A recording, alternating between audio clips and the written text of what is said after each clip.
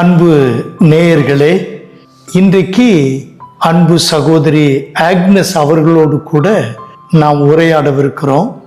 அவர்களுடைய வாழ்விலே இளமை காலம் தொட்டு இதுவரைக்கும் அவர்கள் நடந்து வந்த பாதை, வளர்க்கப்பட்ட குடும்ப சூழ்நிலை, அவர்களுடைய பிரைமரி எஜுகேஷன் துவங்கி இதுவரைக்கும் உள்ள காரியங்களை பகிர்ந்து கொள்ள போவதெல்லாம் நிச்சயமாகவே நமக்கு ஆசீர்வாதமாக இருக்கும். ஆக்னஸ், இந்த ஒரு நல்ல சந்திப்புக்கு நீங்கள் எனக்கும் தெரிவித்து வந்ததுக்கு மிகுந்த நன்றி சொல்லுகிறோம். Thank you for inviting. அனைவருக்கும் கிறிஸ்து ஊழியங்கள் என்கின்ற வளரும் இந்த மிஷனரி இயக்கத்தின் சார்பில் உங்களை வாழ்த்தி நாங்கள் இன்னொரு முறை வரவேற்கிறோம். தேங்க்யூ. உங்களுடைய அம்மா அப்பா அவர்களை பற்றிய கொஞ்சம் விவரம் முதல்ல சொல்றீங்களா? கண்டிப்பா அங்கிள். எங்க அப்பா பேரு ஜெபராஜ் ஆனந்தகுமார். அவங்க சதர்ன் ரயில்வேல லோகோ பைலட்டா இருக்காங்க. அம்மா பிரேமா, அவங்க கவர்மெண்ட் ஸ்கூல் டீச்சரா இருக்காங்க. எனக்கு ஒரு சிஸ்டர் இருக்கா, யங்கர் சிஸ்டர். அவ 3rd இயர் காலேஜ் படிக்கிறான். ஓகே. நீங்க சிறு பிள்ளையா இருக்கிறப்போ பறந்து போகிற வண்ணத்து பூச்சி, பறந்து போகிற பல்வேறு விதமான பறவைகள் எல்லாம் பார்க்கும்போது நானும் ஒரு நாளில் இந்த ஆகாயத்தை தொட்டு விடலாமா அப்படின்னு எப்ப நினைச்சிருக்கீங்களா? அந்த மாதிரி நினைச்சிருக்கோம். பட் எக்ஸாக்டா இதுதான் ஆம்பிஷன் அந்த மாதிரி சின்ன வயசுல இருந்தது இல்ல. ஏசப்பாப்பிலே இருக்கணும் நம்ம வாழ்க்கையில, ஏசப்பா நம்மளை உயரத்துக்கு கூட்டு போவாங்க அப்படின்ற ஒரு நம்பிக்கை எனக்கு இருந்தது அங்கிள். ஓ, இப்போ உங்களுக்கு ஊட்டி வளர்த்த உங்களுடைய பெற்றோர்கள் நல்ல பள்ளிக்கூடத்தில் சேர்த்து பிள்ளைய படிக்க வைக்கணும்னு நினச்சிருப்பாங்க. உங்களுடைய பிரைமரி ஸ்கூல் எஜுகேஷன் எல்லாம் எங்கே? நான் சிஎஸ்ஐ யூவர்ட் ஸ்கூல்ல படித்தேன், பொர்ஷவாக்கம். நல்ல one of the best schools. ஆமாம், பிரைஸ் காட். எனக்கு வந்து ஆண்டவரோட கிருபையால அம்மா அப்பா என்னதாலும் ஒரு கொஞ்சம் வில்லேஜ் பேக்ரவுண்ட் அந்த மாதிரி இருந்து வந்தாலுமே அவங்க பிள்ளை வந்து நல்ல ஒரு எஜுகேஷன் கிடைக்கணும், அது ஒரு கிறிஸ்டியன் அட்மாஸ்பியர்ல கிடைக்கணுன்ற ஒரு ஆசையோட பொர்ஷவாக்கம் யூவர்ட் ஸ்கூல்ல என்னை சேர்த்தாங்க. இன்ஃபேக்ட் அந்த ஸ்கூல்ல சேர்க்கிறப்பே வந்து அப்பா இப்போலாம் சொல்லுவாங்க, இந்த மாதிரி பெரிய ஸ்கூல்ல என்னோட பிள்ளையை சேர்க்கிற ஆண்டவரே, எங்களுக்கு ஒண்ணுமே தெரியாது, நீங்க தான் என்னோட பிள்ளையை ஆசீர்வதிக்கணும், இந்த ஸ்கூல்ல வந்து நீங்க என்னோட பிள்ளையோட கரத்தை பிடித்து நீங்க நடத்தணும் அப்படின்னு நான் ஜெபம் பண்ணேன் அப்படின்னு அப்பா சொல்லுவாங்க. அதுக்கு ஏற்ற மாதிரியே from LKG till 12th standard ஒரு நல்ல கிறிஸ்டியன் அட்மாஸ்பியர்ல எவ்ரி சிங்கிள் டே ஆண்டவரை பத்தி தெரிந்து கொள்ற ஒரு அட்மாஸ்பியர்ல தான் என்னோட ஸ்கூலிங் வந்து ஸ்டார்ட் ஆச்சு. அண்ட் பை காட்ஸ் கிரேஸ் அதே மாதிரி scripture classes and Christian activities நிறைய ஆண்டவரை பற்றி நம்ம சர்ச்சில் எவ்வளோ தெரிஞ்சுக்கிறோமோ அதுக்கு ஈக்குவலாக ஐ was able to get it in the schooling atmosphere also. Very good. எங்கள் டாக்டர் கூட நாங்கள் ட்ரிச்சிலேருந்து டிரான்ஸ்ஃபர் ஆகி சென்னைக்கு வந்தப்போ முதல்ல அதுக்கு பக்கத்தில் இருக்கிற 7th டே அட்வென்டிஸ்ட் ஸ்கூலில் அட்மிட் பண்ணோம். ஓகே. ஒரு ஃப்ரெண்டு சொன்னார், அண்ணே உங்கள் பிள்ளைய நல்ல ஸ்கூலில் போடணுன்னு அப்படின்னு வார்ட்ஸில் கம்பல் பண்ணி கொண்டு போய் சேர்க்கணும்னு சொல்லி அவரே ஃபார்மெல்லாம் வாங்கி வி அட்மிட்டட். 3 years நான் படிச்சிருப்பான்னு நினைக்கிறேன். ஆனால் அங்குள்ள ஃபீஸ் ஸ்ட்ரக்சரில் எங்களால் அந்த டைமில் தாங்க முடியலை. அதனால் we withdrew her and admitted her in Anita Methodist Matriculation School. கடவுள் உங்களுக்கு நல்ல கிருபை செய்து 12th ஸ்டாண்டர்ட் முடிக்கிற வரைக்கும் நல்ல ஒரு ஃபவுண்டேஷன் ஆண்டவர் கொடுத்திருக்கிறாரு. ரொம்ப நன்றி. உங்க அப்பாலாம் உங்களுக்கு தெரியுமா? தாத்தா? ஆமா அங்கிள், எங்க அப்பாவோட தாத்தா நான் 10 years இருக்கிற வரைக்கும் இருந்தாங்க, நல்ல தாத்தாவையும் தெரியும். பாட்டி வந்து நான் காலேஜ் முடிக்கிற வரைக்குமே she was alive. அதனால பாட்டி தாத்தா I was very close to them. So உங்க தாத்தாவோட அப்பா, அதாவது பூட்டனாரா, தாத்தாவோட அப்பா வந்து கைலாசபுரங்கிற இடத்துல இருந்தாங்க. அந்த தூத்துக்குடி பக்கத்துல அந்த ஊர். அந்த கைலாசபுரம் நீங்க போயிருக்கீங்களா? ஒரு தடவை சின்ன வயசுல ஒரு கல்யாணத்துக்கு போயிருக்கிறேன் அங்கிள். அதுக்கப்புறம் போகவே இல்லை, எனக்கு அந்த சான்ஸ் கிடைக்கல. ரொம்ப நல்ல ஊர். அந்த ஒரு சின்ன ரயில்வே ஸ்டேஷன் உண்டு, ரயில்வே ஸ்டேஷன் பக்கத்துல குளம் உண்டு, பக்கத்துல ஆலமரம், அரச மரம், அந்த மாதிரி நிறைய பறவைகளினுடைய பாடல்கள் ரொம்ப இனிமையா இருக்கும். நாங்க அங்க விடுமுறைக்கு போனோம்னா பொழுது போக்குறது ரயில்வே ஸ்டேஷன்ல தான். போற வர்ற ட்ரெயினை பார்த்துக்கிட்டு அப்படி. அப்போ உங்க தாத்தா அப்போ அவங்க பேர் மிஸ்டர் சூடாமணி, அவங்க கிறிஸ்தவராக மாறுறதுக்கு முன்னமே அவங்க நான் எல்லாம் பருத்தி காட்டுக்கு பருத்தி எடுக்க போயிருக்கோம். அப்பா இந்த கதைகளை சொல்லியிருக்காங்க. காலையிலேயே 5 மணிக்கெல்லாம் எழுப்பி விட்டுருவாங்க, இருட்டா இருக்கும். கண்ணை தொடச்சிக்கிட்டே போவோம். இடுப்புல ஒரு துணியை கட்டி விடுவாங்க. அந்த பருத்தியை எடுத்து அந்த பருத்தியை மட்டும் காட்டனை மட்டும் எடுத்துட்டு அந்த இதை கீழே போடணும். அதை போட்டு அப்படி ஒரு மறக்க முடியாத அனுபவங்கள். அப்பா படிச்சதெல்லாம் இங்க? அப்பா படிச்சது ஸ்கூலிங் மதுரையில அங்கிள், 10th வரைக்கும் அங்க படிச்சாங்க. அப்புறம் விருதுநகர்ல டிப்ளமா படிச்சாங்க டைரக்டா.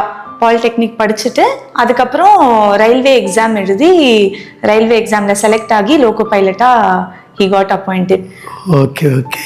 இப்போ நீங்க பள்ளிக்கூடத்தில் படித்த நாட்கள், ஈவாட்ஸில் இருந்த நாட்களில் வசதி உள்ள வீட்டில் படிக்கிற பிள்ளைங்க, அதோடு கூட வாழ்க்கையில் ஒரு உயர்ந்த நிலைக்கு வரணுங்கிற லட்சியத்தை உருவாக்கக்கூடிய சூழ்நிலை இருந்த அப்படிப்பட்ட வாய்ப்புகள் உள்ள ஒரு பள்ளிக்கூடம். அங்கே இருந்த நாட்களில் உங்களுடைய திறமைகள் வளர்த்தது சம்பந்தமாகவோ உங்களுடைய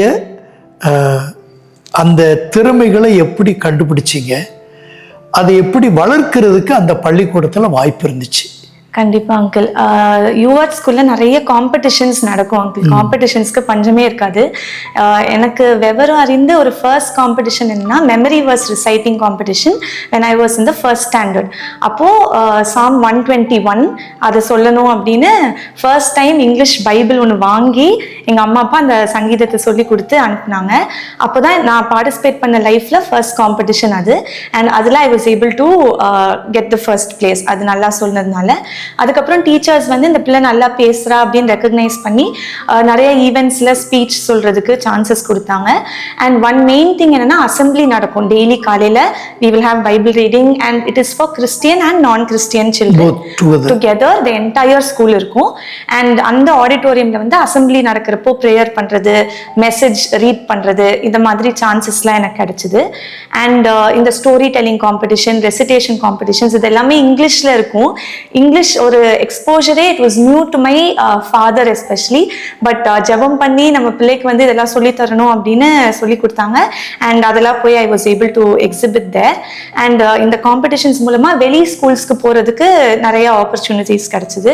ஸோ அந்த வேற ஸ்கூல் கல்ச்சர்ஸ் எப்படி இருக்கு அப்படின்னு தெரிஞ்சுக்கிறதுக்கும் எனக்கு ஹெல்ப்ஃபுல்லா இருந்தது. மேஜர்லி இந்த ஸ்கிரிப்சர் காம்படிஷன்ஸ் நிறைய நடக்கும். இந்த CSI's Peter Cochran memorial scripture எக்ஸாம்னு ஒன்று நடக்கும் அங்கிள். அது every annually it will happen. அந்த காம்படிஷன்ஸ்ல பார்ட்டிசிபேட் பண்றதுனால நிறைய பைபிள் நாலேஜும் அதோட சேர்ந்து வளர்ந்ததுனால it was very useful for me. And scripture union ரேலிலாம் நடக்கும் எங்க ஸ்கூல்ல. ஸோ அங்க எக்ஸ்டெம்போர் ஒரு பைபிள்ல இருந்து ஒரு தீம் சொல்லுவாங்க, on the spot you have to talk on it. அந்த மாதிரி காம்படிஷன்ஸ் இருக்கும்.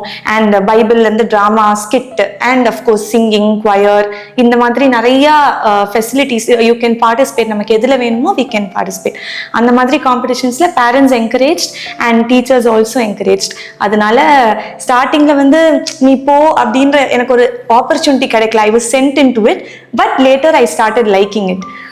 அதனால எனக்கு இந்த மாதிரி ஆன் ஸ்டேஜ்ல போறதுக்கு பை காட்ஸ் கிரேஸ் அந்த ஸ்டேஜ் ஃபியர் அதெல்லாம் இல்லாம தைரியமா நம்ம பேசலாம் அப்படின்ற ஒரு ஆப்பர்ச்சுனிட்டி எனக்கு ஸ்கூல் டைம்ல பேரண்ட்ஸோட என்கரேஜ்மெண்ட் மூலமா ஐ was able to get it.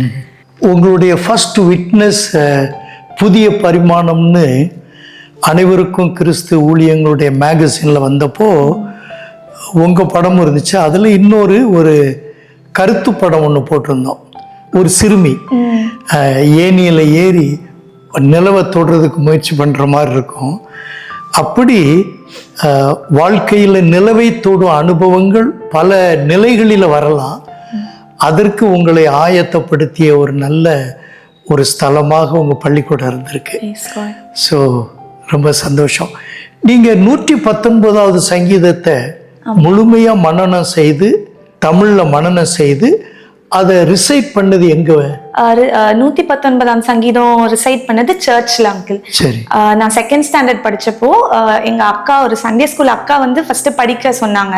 எங்க சர்ச்ல ஒரு வாரமும் சண்டே ஸ்கூல் பிள்ளைங்க வசனம் சொல்லணும். அதனால முதல் 8 வசனத்தை படிச்சு ஒப்பிக்க சொன்னாங்க. அதுல இருந்து எனக்கு நெக்ஸ்ட் 8 படிக்கலாம், அடுத்த 8 படிக்கலாம் அப்படின்னு ஒரு என்கரேஜ்மெண்ட் அம்மா சொல்லி கொடுக்க ஒரு வாரமும் 8 வசனமா சொல்லி ஒரு ஆண்டு விழா அப்போ 176 வசனங்களையும் சொல்றதுக்கு ஆண்டவர் கிருபை கொடுத்தாரு. அதுக்கு எப்படி உங்களுக்கு அதை ரெகக்னைஸ் பண்ணி என்ன ரிவார்டு கொடுத்தாங்க? அங்கிள், நான் அது ஃபர்ஸ்ட் டைம் சர்ச்சில் சொன்னப்போ ஒரு ஸ்பெஷல் ஸ்பீக்கர் ஒரு அங்கிள் வந்திருந்தாங்க. ஐ திங்க் அவங்க அவங்க கிட்ட இருந்து ஏதோ பென்னோ என்னமோ கொடுத்தாங்க. பட் அது எனக்கு ஒரு பெரிய கிஃப்ட் மாதிரி அந்த டைம்ல தெரிஞ்சுது. அண்ட் அதுக்கப்புறம் இன்னொரு சர்ச்லயும் அது சொல்றதுக்கு ஆப்பர்ச்சுனிட்டி கிடைச்சது. அங்க போனப்போ யாரெல்லாம் இந்த பிள்ளைக்கு நீங்க கிஃப்ட் கொடுக்கணும்னு நினைக்கிறீங்களோ நீங்க வரலாம் அப்படின்னு ஓப்பன் காங்கிரிகேஷன் கிட்ட சொன்னப்போ there were many people who came and gave small gifts to me. But apart from all of that, அது நம்ம இவ்வளோ பெரிய நம்ம சங்கீதத்தை சொல்லியிருக்கோன்ற ஒரு ரெக்கக்னிஷன் கூட ஐ டென்ட் நோ. ஏன்னா எனக்கு அம்மா சொல்லி கொடுக்குறப்போ நான் படித்தேன், அவ்வளோதான். பட் எனக்கு பெருசாகிறப்ப தான் அது எவ்வளோ பெரிய ஒரு ஆசீர்வாதம் ஆண்டவர் எனக்கு அது கட்லைட்டாரு சின்ன வயசுல அப்படின்றத ஐ ரியலைஸ்ட். திறமைகளை வளர்த்து கொள்வதற்கு வாய்ப்புகள் ஒரு பக்கம், ஆனால் வேதமே அஸ்திபாரமாக இருந்திருக்கு. 121வது சங்கீதத்தை மனனம் செய்ததிலிருந்து 24 பேராகிராஃப் கொண்ட 119வது சங்கீதம் 176 வசனங்களை கொண்டது. அதை மனனமாக படித்து திருச்சபையில மக்கள் மன்றத்திலே சொல்லி அநேகருடைய ஆவியை உயிர்ப்பிக்கும் கிருபையை அருமையான மகள் பெற்றிருக்கிறார்கள். இது அவருடைய இளமை காலத்தில் இன்றும் மறவாத பசுமை நினைவுகள், கேட்பவர்களை கூட புல்லரிக்க செய்யும் நல்ல அனுபவங்கள். இத்துடன் நாம் ஒரு சின்ன இடைவேளைக்கு செல்லுகிறோம். திரும்ப உங்களை சந்திக்க ஆவலோடு நாங்கள் காத்திருக்கிறோம். சகோதரி ஆக்னஸ் உடனான நேர்காணலின் தொடர்ச்சியினை வரும் புதன்கிழமை மாலை 6 மணிக்கு நமது அனைவருக்கும் கிறிஸ்து ஊழியங்கள் யூடியூப் சேனலில் காண தவறாதீர்கள்.